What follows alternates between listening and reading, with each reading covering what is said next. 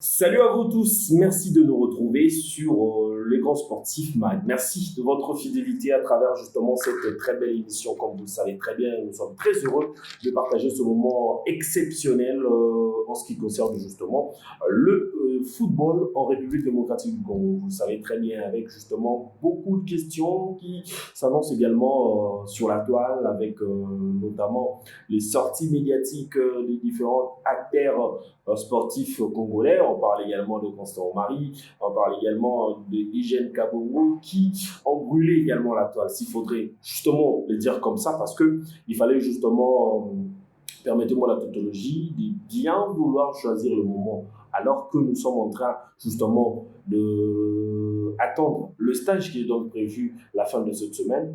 Beaucoup de choses s'annoncent dans cette période cruciale où la République démocratique du Congo devrait forcément participer à cette 35e édition de la Coupe d'Afrique des Nations. Alors, de notre côté, il faudrait justement être beaucoup plus prudent, éviter la casse qui peut justement tout mettre en mal.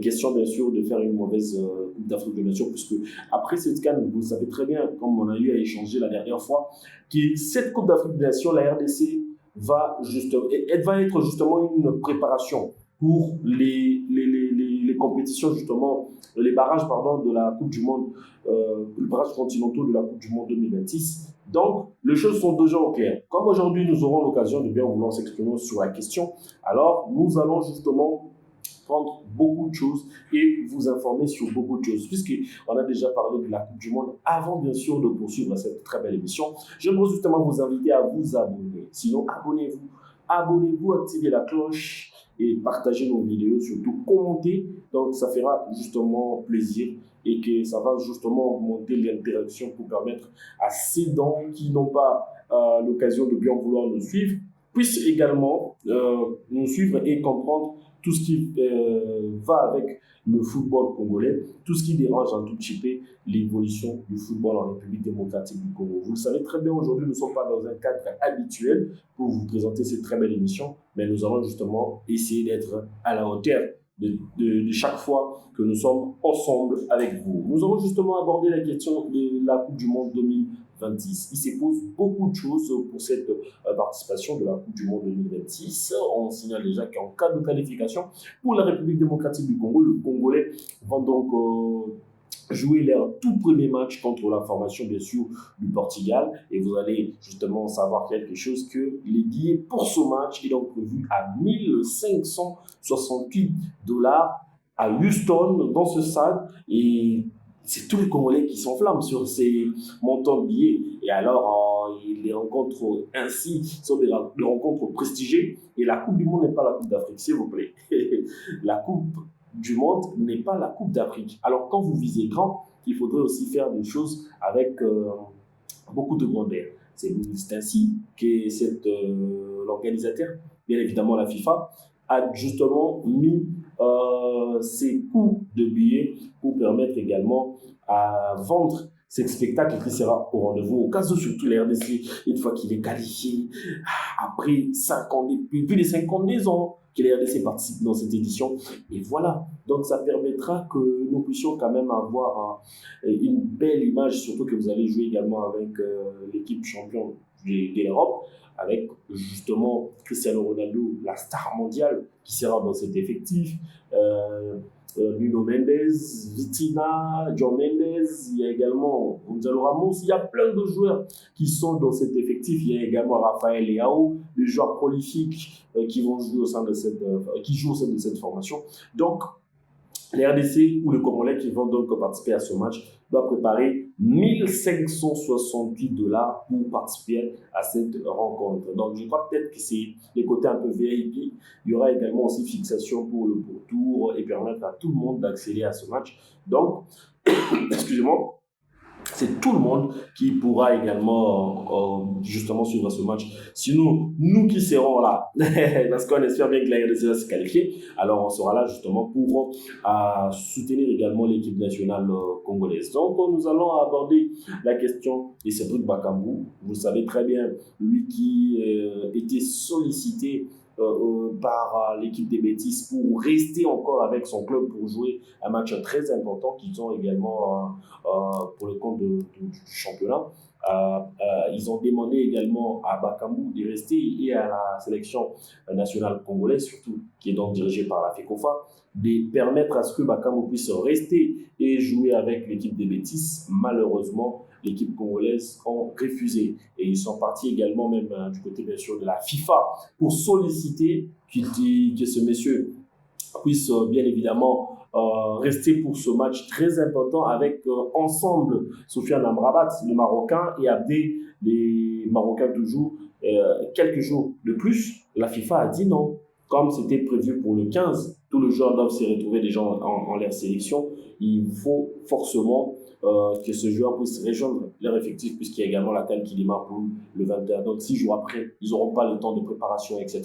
Donc ça ne permettra pas à certaines écuries de bien vouloir préparer cette Coupe d'Afrique des Nations. Alors, du côté bien sûr des autres nations, il y a également des listes qui sont justement en train d'être publiées. Il y a aujourd'hui la Côte d'Ivoire qui a publié sa liste, sans Nicolas Pépé, et puis sans justement Simon Adangra, le coéquipier de Noah Sadi, qui est du côté bien sûr de Sunderland. Donc ça pose énormément de soucis dans la presse ivoirienne. Et puis il y a même du côté Cameroun, où c'est parmi les nations voisines de la République démocratique du Congo, qui de son côté n'a pas également sélectionné aussi des cadres de cette sélection comme Vincent Aboubakar et le joueur André Onana, qui ne sont pas ou qui ne figurent pas sur la liste de nouvel entraîneur.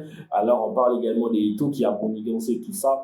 Donc c'est vraiment beaucoup de choses qui se passent de ce côté-là. Et puis on parle également de l'Ouganda comme étant première nation à bien vouloir arriver du côté du Maroc pour cette Coupe d'Afrique des Nations. Alors ça prouve à suffisance que les choses s'annoncent très sérieuses parce qu'il faudrait justement bien se préparer et déjà s'acclimater, puisque c'est déjà l'hiver qui est du côté du nord, et alors les nations qui sont justement pas habituées à cela, il faudrait justement essayer de s'acclimater pour éviter la casse et puis faire en sorte que les choses puissent ne pas bien se passer. Alors si ça sera pas trop bien, alors, ça sera pas vraiment trop bien. Et puis il y a une information auquel nous allons justement vous livrer après son retour avec son club de la formation de Newcastle en Angleterre. Yohan Wissa a effectué les déplacements pour Leverkusen, précisément en Allemagne, pour jouer la Ligue des Champions. Ce sera son tout premier match de la Ligue des Champions déjà demain, sous les coups de 21 GMT.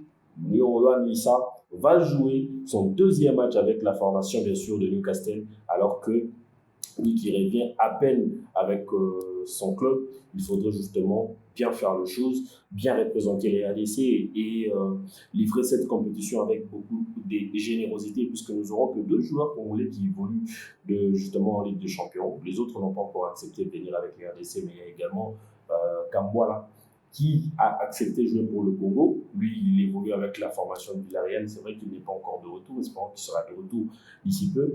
Après, il y en a plein qui sont justement en Ligue Europa. Ils vont terminer le jeudi avec leur club. Donc, ils pourront déjà être un peu plus tôt dans la tanière de la sélection nationale congolaise. Voilà. Nous allons justement aborder aussi la question des départs. Il y a également les cas de notre joueur qui est actuellement libre de venir également jouer pour l'équipe nationale congolaise. Il s'agit bel et bien de Théo Bongonda qui est libre après cette trêve qui lui a été accordée par la fédération russe de football. Et donc, ça reste beaucoup plus important pour ce digne fils du pays de bien vouloir jouer avec l'équipe nationale congolaise. Mathieu Polo, qui effectue aussi son bon retour avec son club, lui qui a été proposé de bien vouloir livrer son dernier match pour ce vendredi avant de rejoindre l'équipe nationale congolaise. Donc, au cas où il termine ce match, déjà, il sera pour ce samedi avec la sélection congolaise. Il va livrer sa toute première Coupe d'Afrique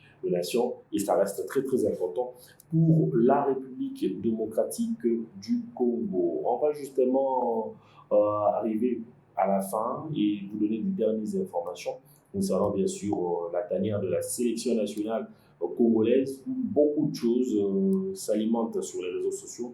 justement. Alors, Brian Sipenga, j'ai parlé la dernière fois avec le prouesse à laquelle il a pu faire également avec son club de Castellon.